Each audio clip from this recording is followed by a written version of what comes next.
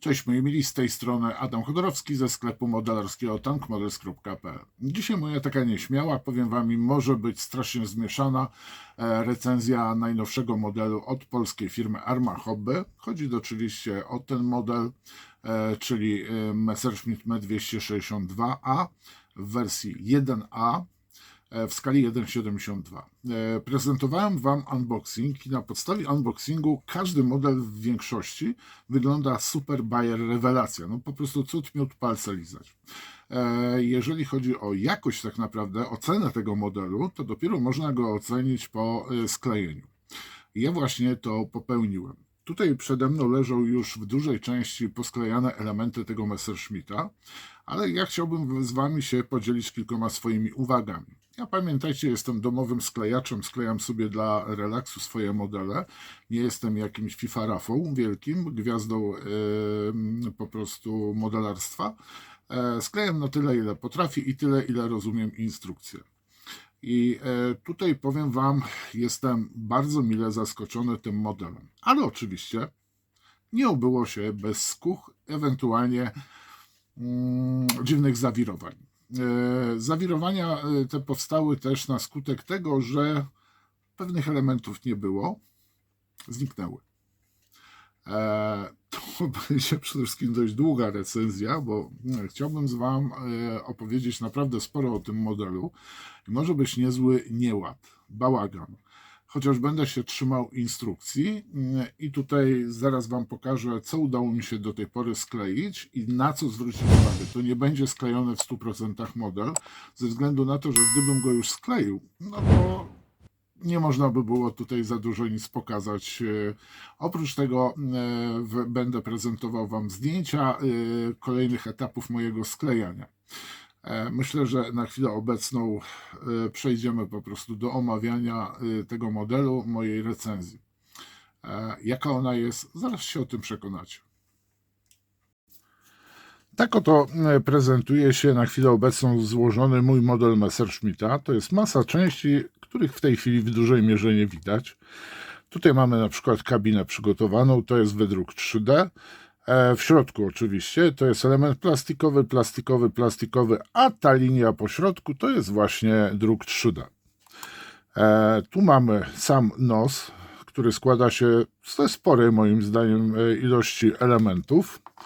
Tutaj mamy skrzydło z silnikami, dopasowane, założone są niekompletnie zamontowane, oczywiście golenia podwozia. Tu mamy ogon, no i tu mamy, posłuchajcie, kadłub, koła tak samo przygotowane. Dlaczego on jest na takim etapie? Dlatego, że chcę wam powiedzieć, jak właśnie ten model należy sklejać, inaczej, kiedy go skleić już, kiedy dokładnie te elementy przykleić należy. Ja powiem wam, najwięcej problemów zaczęło pojawiać się w momencie sklejania nosa. Dlaczego? Może jestem za bardzo perfekcjonistą za dużym jestem. I tu widzicie właśnie elementy, z których składamy sobie nos. Takim większym elementem jest oczywiście wnętrze przedniego podwozia, które składa się jedynie z 4 elementów. I to podwozie, tutaj możliwe, że będzie widoczne, ja tak się przesunę właśnie zdjęcie, więc to podwozie składa się z 4 elementów, następnie raz, dwa, 3 kolejne elementy. Tam w środku widać kulki. Ja powiem wam, no tak się prezentuje. Niestety są pewne takie nierówności, ale nie wiem, czy tutaj producent troszeczkę nie za bardzo precyzyjnie do kilku rzeczy nie podszedł. Ewentualnie ja coś nie w porządku skleiłem, bo po prostu nie lubię mieć pewnych po prostu nierówności na powierzchniach. Tutaj od razu zaznaczę, że jest praktycznie 0 pinów. Tutaj większość rzeczy trzeba kleić na styk, mając już na przykład właśnie to wnętrze z dzioba nosa samolotu, gdzie wklejamy oczywiście również 2 kulki. Ja musiałem niestety jakoś przesunąć kulki ze względu na to, że nie mogłem reszty dopasować. Taki los. I jeżeli ja już sobie te skleiłem elementy, następnie przeszedłem do kabiny. I zapewne widzicie teraz kabinę, zdjęcie samej kabiny w elementach. Kabina po pomalowaniu jest taka. Nie wiem, czy troszeczkę za szybko nie skleiłem jej, no bo tutaj już mi się poprzycierała od przymierzania tej kabiny sam ten element. I powiem wam, że czy tu miałem problemy? Nie miałem problemów, zero. Jedynie problem, jaki miałem, to z dopasowaniem wydruku żywicznego, właśnie tego wydruku żywicznego, ponieważ nie wchodził on do tej gondoli od spodu. Musiałem sporo elementów, sam wydruk od spodu przypiłować, jak i również podebrać plastik znajdujący się w samej gondoli z elementami do przyklejenia właśnie, tutaj będzie widać, do przyklejenia elementów plastikowych. Albo ja miałem pecha, albo coś poszło nie tak. W każdym razie udało mi się w całość po podszlifowaniu, bo teraz tak się przedstawia właśnie ten kokpit.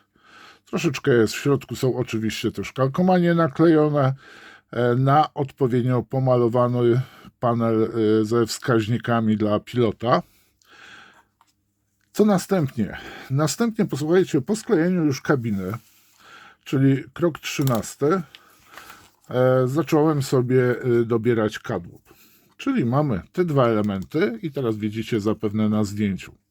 Zanim to się pojawiło w tej formie, jak teraz jest, to powiem wam, dość dużo psioczyłem, delikatnie bardzo mówiąc, ze względu na to, że ten element ma jeden pin, drugi pin i chyba gdzieś jest tutaj. I są to płaskie elementy.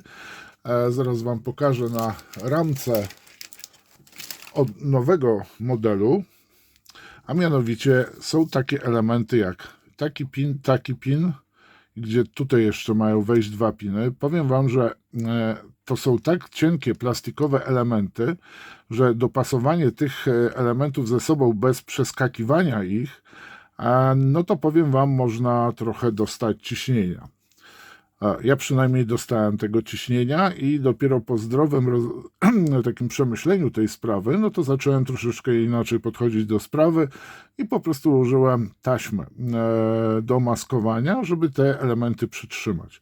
I podczas mojego pasowania tych elementów pojawiły się pewne szpary, które są tutaj. Ale powiem wam, nie było to z mojej winy, przynajmniej tak mi się wydaje, lecz niestety z winy projektu. Dlaczego? Jak się przyjrzycie tym elementom,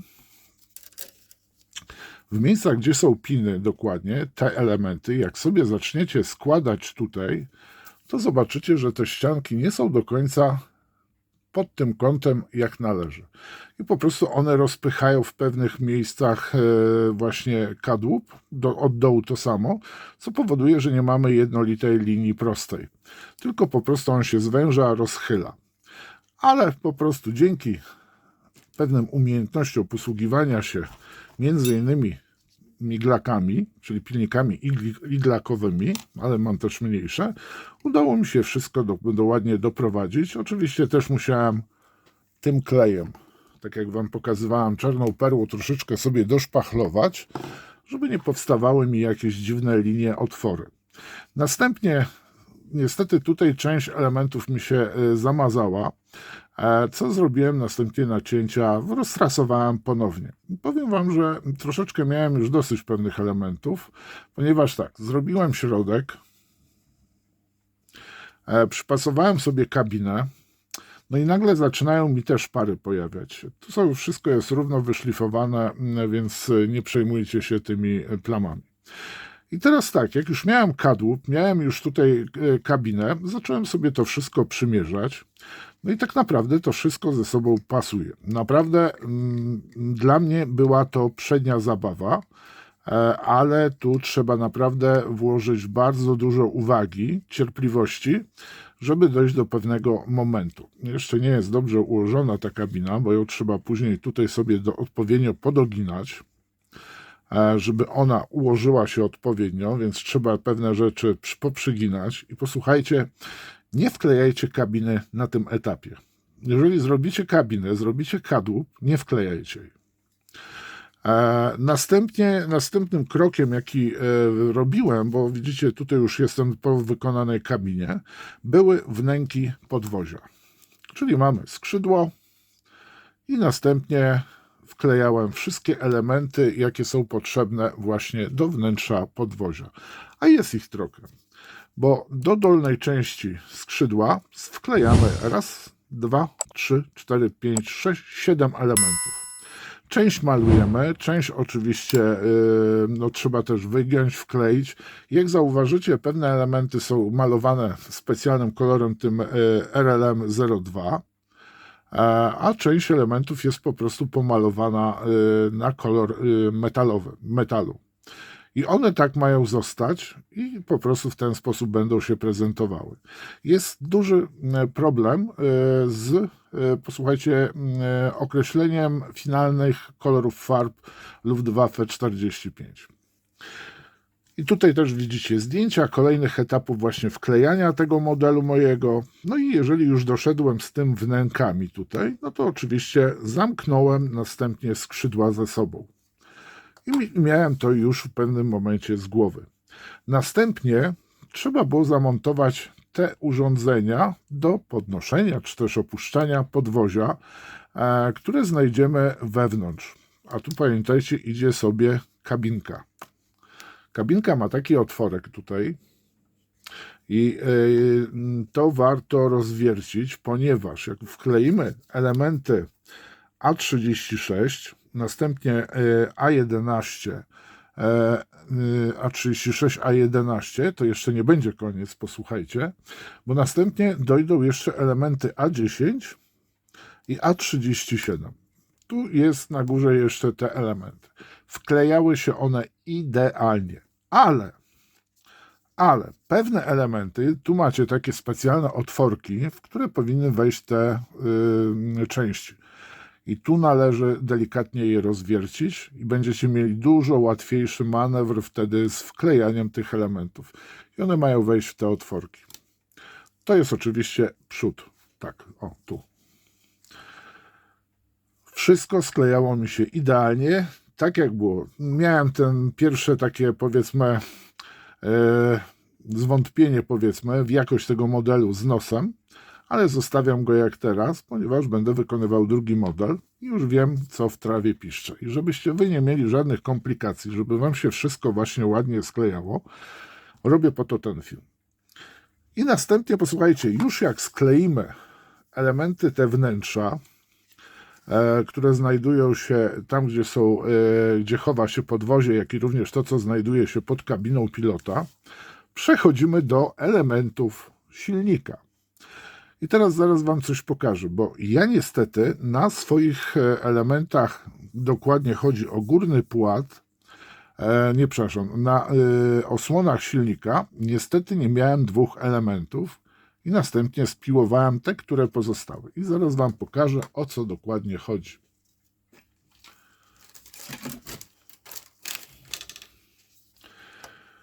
Jak weźmiecie sobie, dobrze mówię, tu mamy silniki, tak? Osłony silników. I uwaga, tu jest taki wąs, który był, a z drugiej strony tego wąsa nie było. A to jest element, który ma wejść tutaj, widzicie, zamknąć tą przerwę, która niestety u mnie powstała ze względu na to, że miałem po jednym wąsie na stronę. Stwierdziłem, że są to elementy nadlewki, które po prostu usunąłem. No i teraz właśnie jak zacząłem montować silniki do skrzydeł, znaczy same osłony, no to powiem wam, nagle patrzę, no zaraz moment, ale o co tu biega? No to niestety dopiero później patrząc, oglądając inne ramki, kolegi, jak i również innego klienta, stwierdziłem, że ja miałem tylko po jednym wąsie. Ale posłuchajcie, da się przeżyć. Po prostu to zostanie zamaskowane, po włożeniu odpowiedniej takiej tubki zrobię po prostu i zostanie to zaszpachlowane. Ale najgorsze rzeczy, powiem wam, miałem z przymiarką silników w tych osłonach. Dlaczego?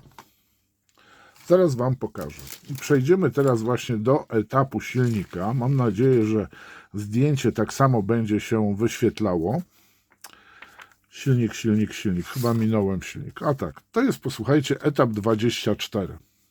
Czyli mamy dwie osłony i tu, uwaga, mamy zaznaczone lewy, prawy silnik. I sklejajcie zgodnie z oznaczeniami, ponieważ jest lewy i prawy silnik. Nie sklejcie po prostu tych silników, jak Wam przypasowało, żebyście mieli możliwość później zainstalowania ich właśnie do skrzydeł modelu. One mają oznaczenia L i R, to zresztą zwróćcie uwagę, tu jest podane R, właśnie tu jest tak samo na elementach silnika. Niestety one są tutaj bardzo uproszczone, te elementy. Już do kolejnego modelu, który będę składał, będą oczywiście już poprawione, skorygowane żywiczne dodatki. I teraz kolejny ode mnie taki, powiedzmy, prośba do ARMY, bo zwróćcie uwagę na fragmenty silnika.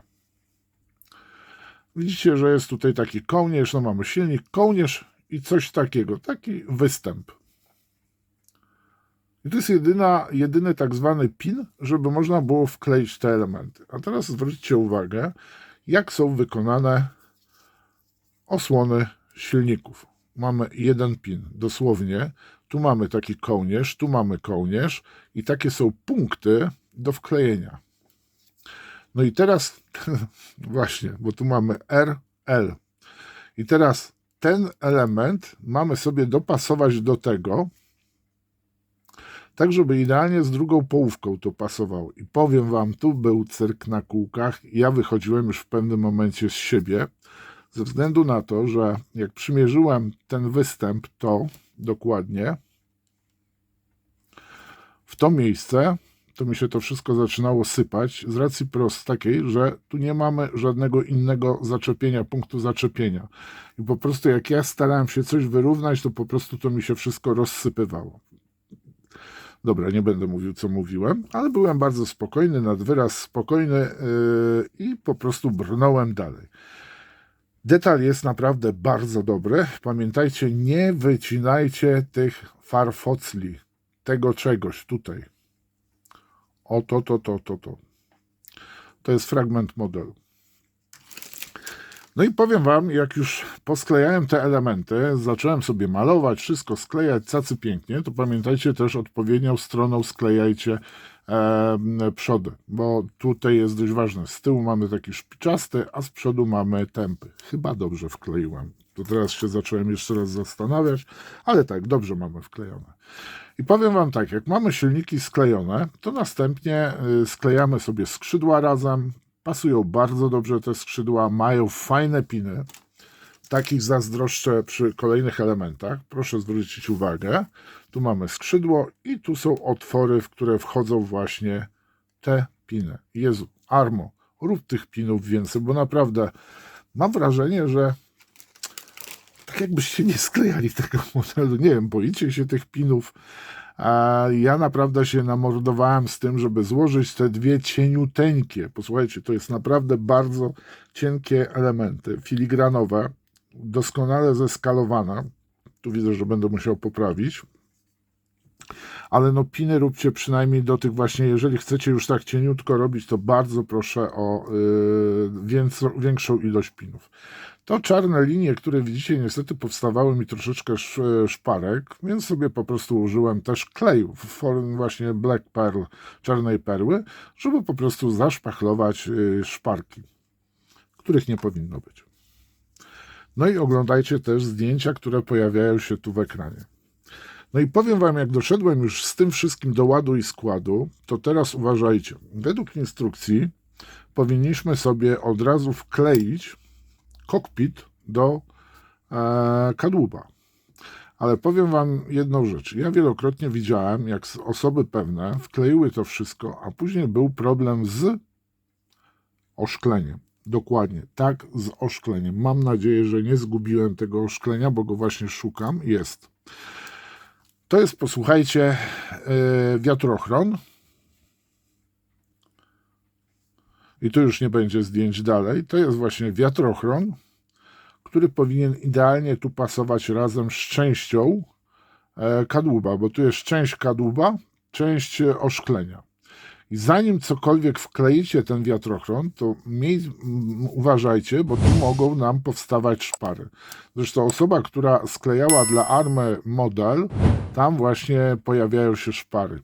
I teraz tak, zanim cokolwiek wciśniecie, przykleicie, zmierzcie to 150 razy, przymierzcie to i żeby ten kokpit był odpowiednio też wklejony i żeby nie powstawał, bo jeżeli cokolwiek za daleko wepchniemy, albo za mało dopchniemy, tutaj na przykład, to nie będzie, to pojawią się po prostu tutaj szpary.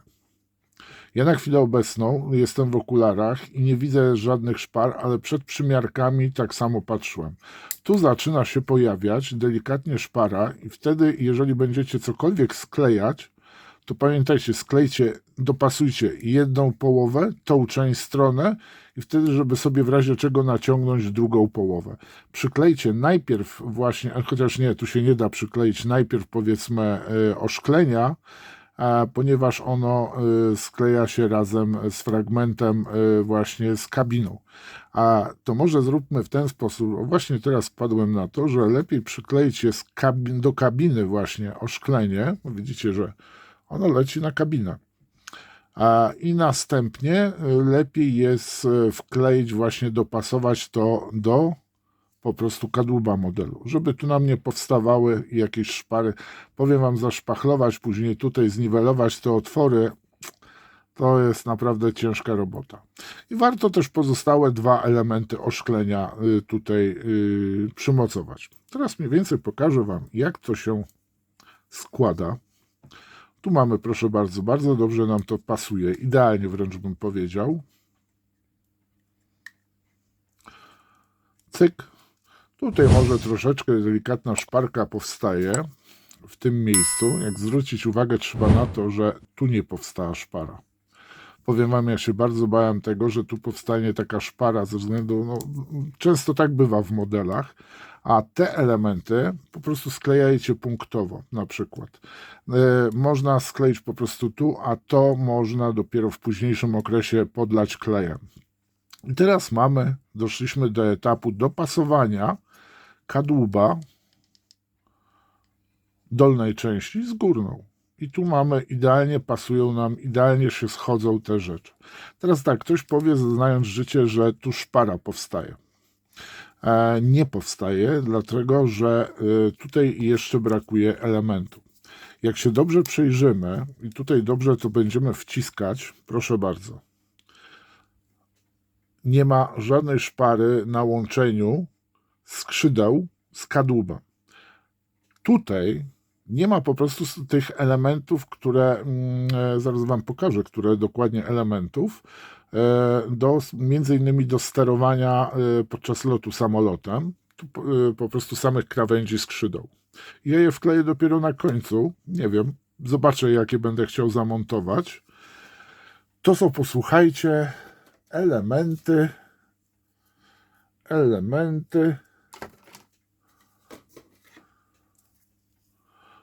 To są te elementy.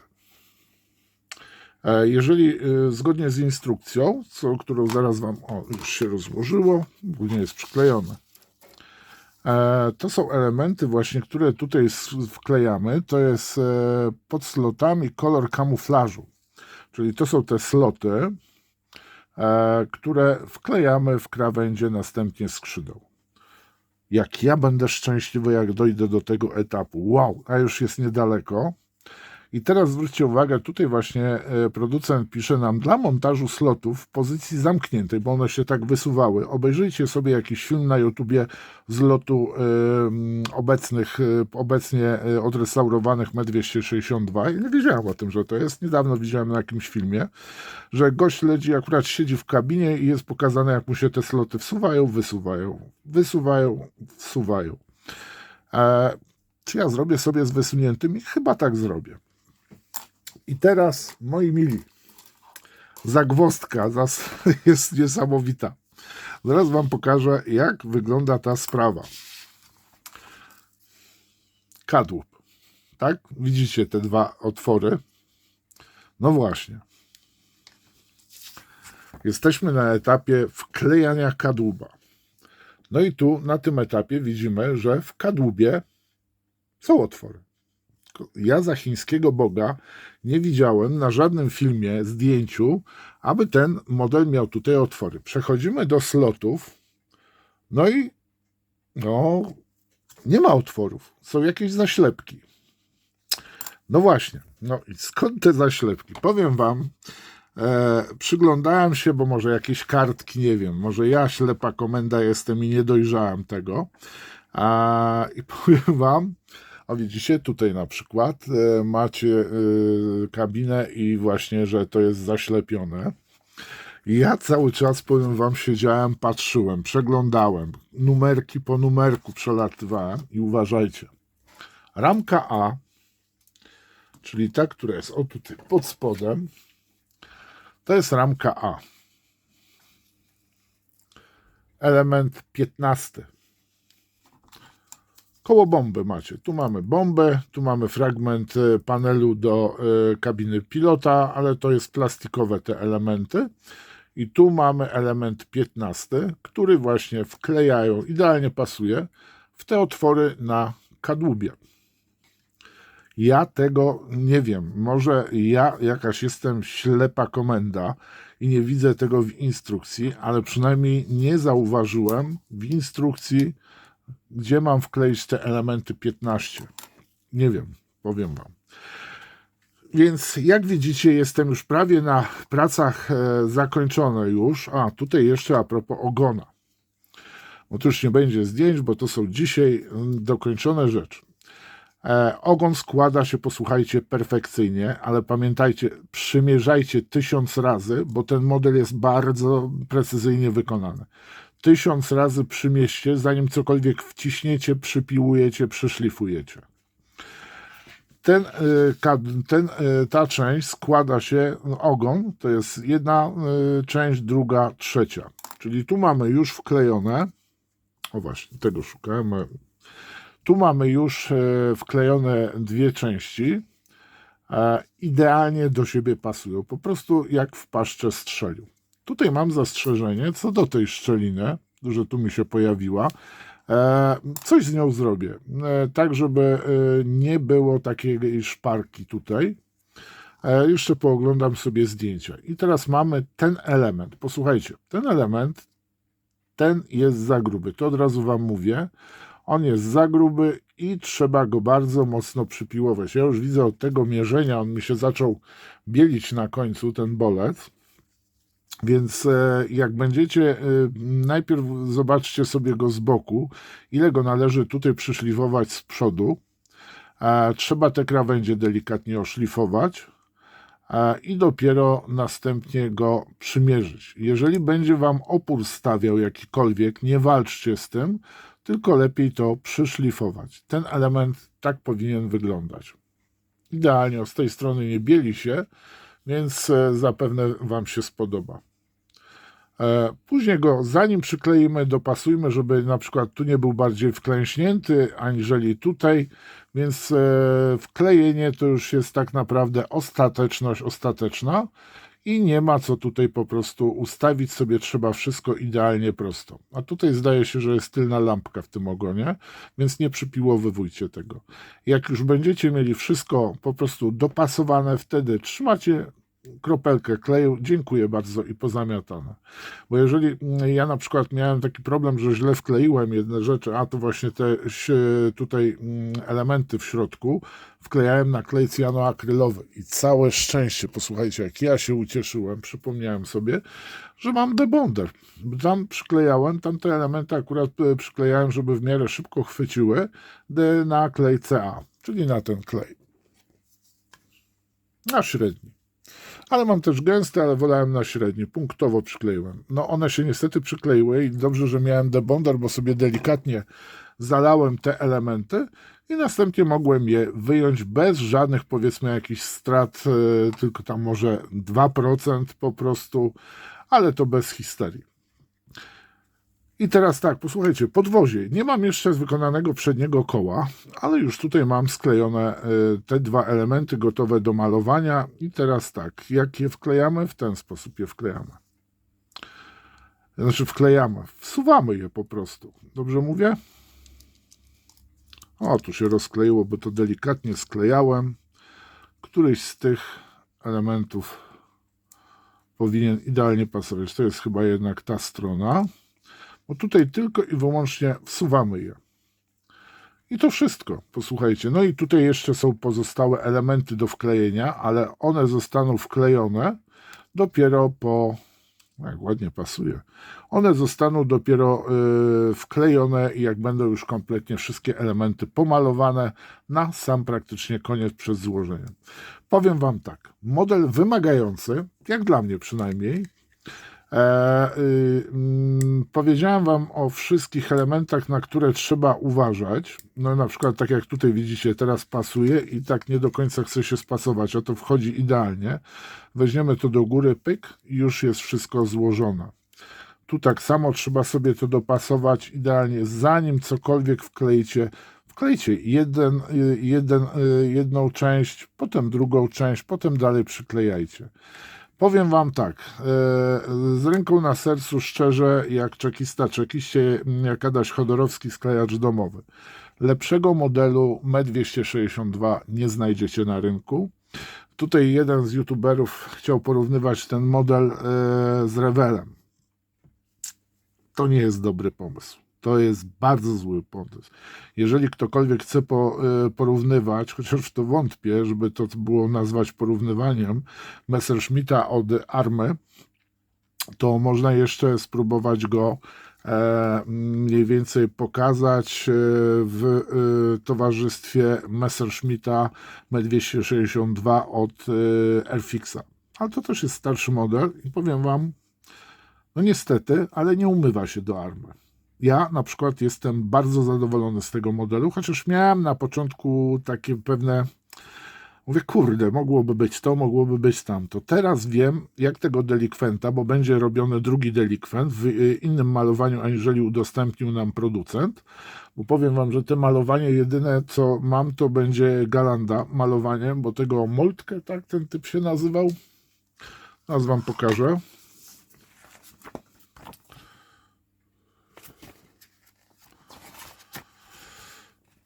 Moltke, panie Moltke.